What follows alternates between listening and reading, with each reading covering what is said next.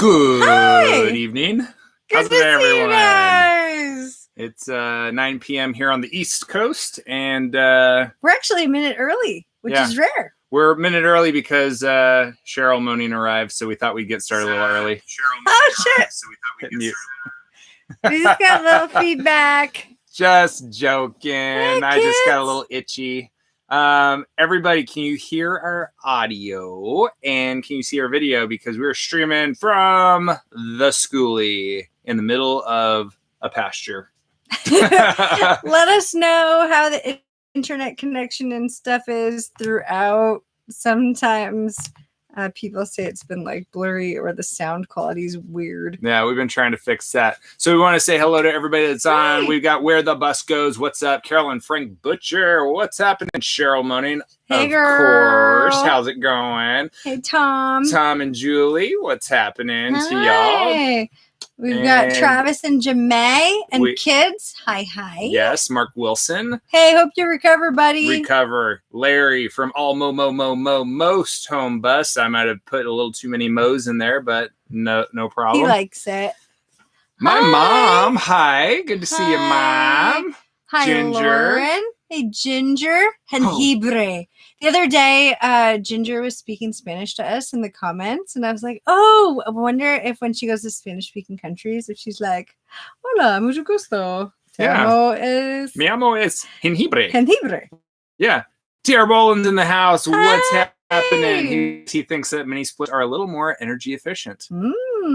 Interesting. Then what? Did you ask a question? Yeah, I asked a question. Oh. Lauren Buchanan's here. Brittany. Hi. Hello to everyone. Hi, friends. So the title of this live stream is Overcoming Build Obstacles.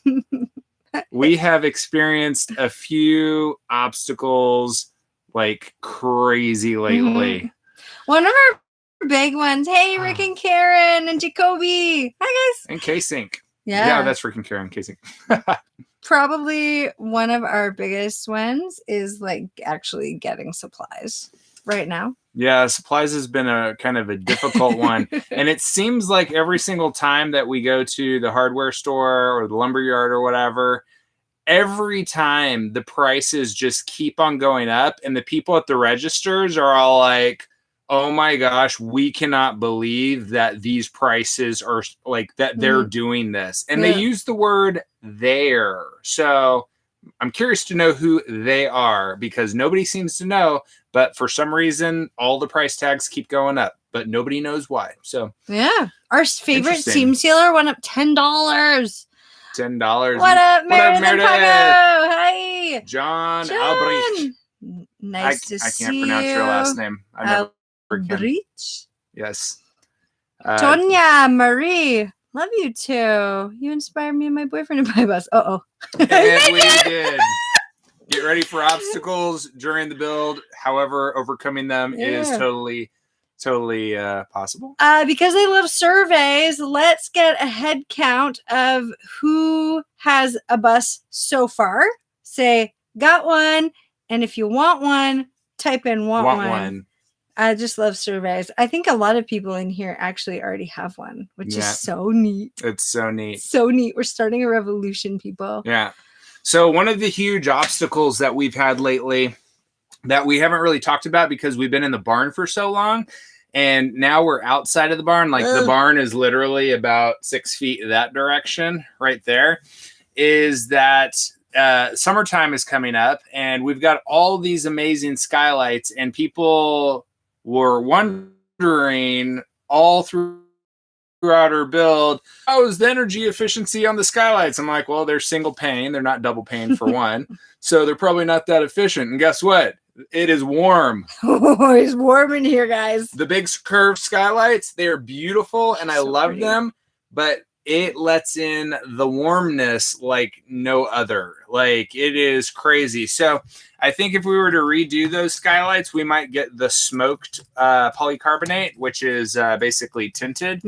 But I do like the clear ones because the light that comes in cannot be beat. So it's like, okay, well, natural ventilation's doing us pretty well right now. We've got a box fan that's, it's lackluster. But our Max Air fan, exhaust fan, does a pretty good job with the exhaust, pulling 900 CFM. So that's got some air movement in the bus. But those skylights do let in some heat. So recently we have Reflectix. Oh, this stuff is great. And we haven't really put fabric or anything on them yet. We will. But we're doing an experiment to see if the Reflectix really works, and let me tell you, it does. Guys, morale went up so much when we cut them out and just put them up. Yeah. Morale went up huge. We were like sweating our buns off. We were like, it was getting so hard to work in here. And then it's so crazy because all winter we're freezing. You can hardly feel your fingers. We were taking breaks in front of the fire, like nonstop. And then summer comes and it's so hot. There was like hardly a happy medium at all. We didn't get a spring here in Ontario. It's just like hot. The Jedi. That's clever name. Jedi. Jedi. Or Is DJ. the D silent? Like or maybe it's DJ Ed I. Anyways, he's in the middle of doing a roof raise and the hardware store burned down. Ooh, that is an obstacle. Yeah. That is one heck of an obstacle. That is an obstacle. And he's in a small town too. Yeah. It's probably the only hardware store for miles. Sorry, man. Is anybody else experiencing any obstacles during their Skoolie build or during the shopping process while looking for a bus to convert? We'd love to know in the comments what obstacles you're facing. So that's been a huge obstacle lately, is just the amount of warmth that's coming through. And we don't have an AC unit as of right now. I'm not going to say yet, but I'm going to say as of right now. So funny story, during our entire build so far, Aaron and I have been talking. I said, it'd be great. You know, it'd be great to have AC unit. And then we decided, no, we're not going to get an AC unit, because we've traveled through a lot of Mexico, Central and South American countries, and we rarely ever had AC there. And let me tell you, the temperatures that go down there are freaking hot. But we lived without it for a really long time, and we were totally fine. Our buddy Lazy Genius is in the house. Yeah, let's approve her comment there. You're allowed to swear here. That's okay with us. But YouTube catches swear words, Doesn't and we're kind of salty people. So, and we're realists. Especially around the rim. Hey, so Sam, but we finally had a shower, guys. Not so salty. Yeah. Since last night. It has been since April 30th. April 30th was our last shower. Today is June 13th, but on June 12th, last night, June 12th, we had our first shower in freaking 42 days. Yeah. Okay, guys, we are dirty AF, folks. Since not anymore though. Like we super clean. My mullet's nice and clean. Fresh. Feels real nice. Fresh. It whips around real good. Okay, we have a lot of questions coming in, and if you could do me a solid and just put a capital Q ...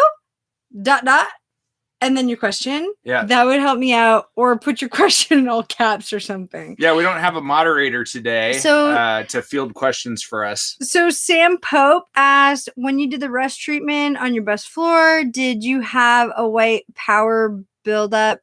Powder buildup? We didn't have a rust problem.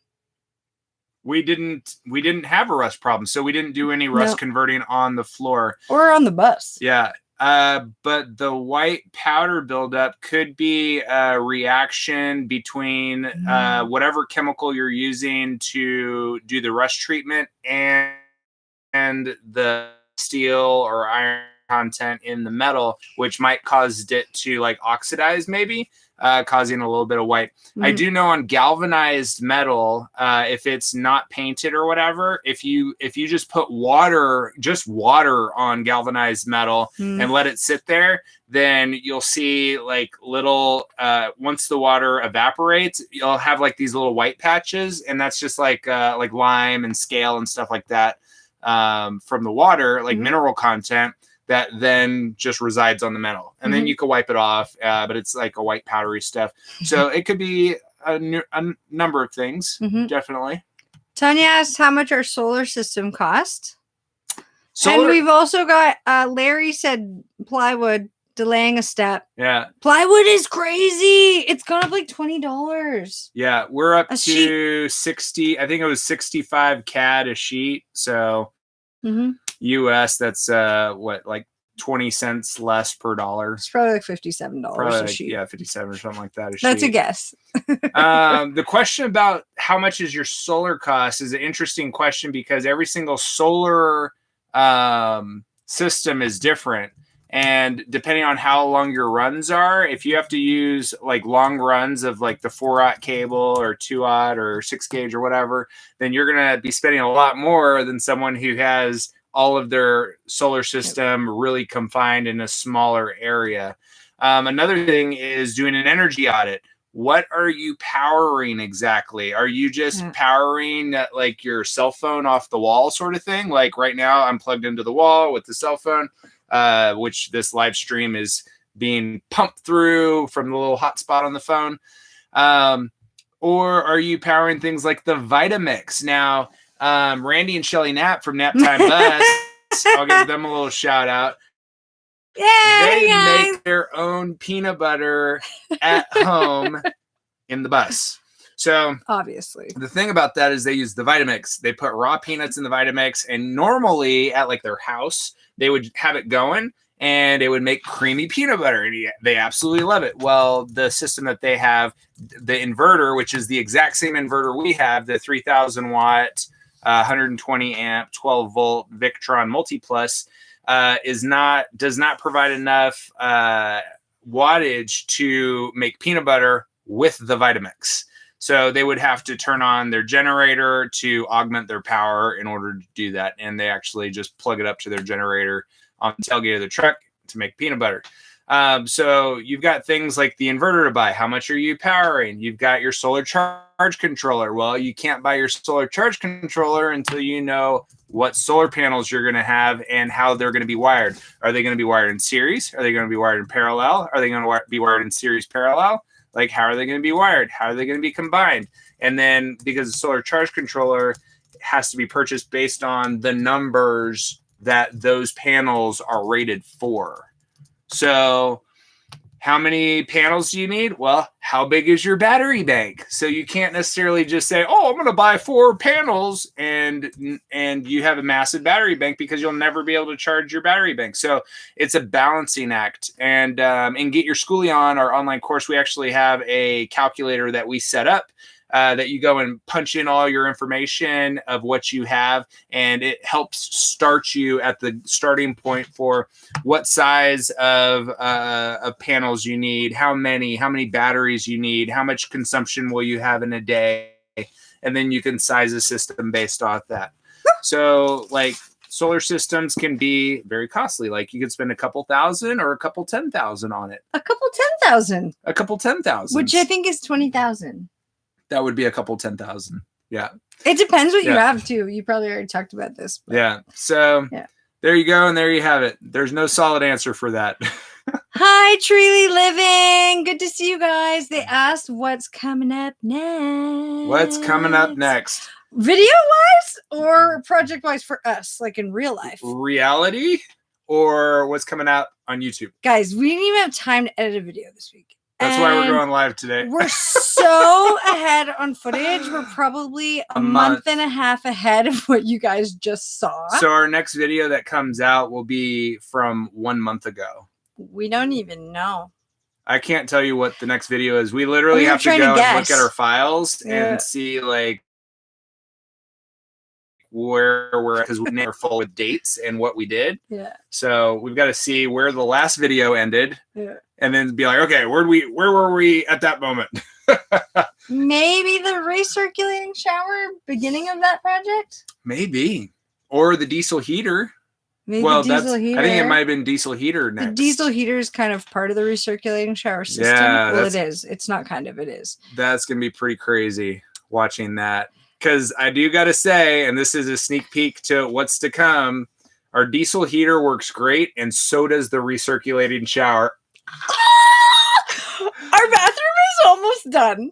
Oh my gosh. Like the last video you saw where it's like still orange on the wall, the bathroom looks nothing like that. Nothing like that. And only a couple of people in this chat have seen a sneak peek. And if you say anything, our patrons have seen a sneak peek.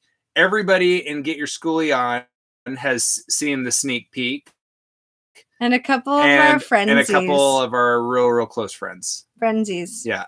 Who we love. Our best frenzies.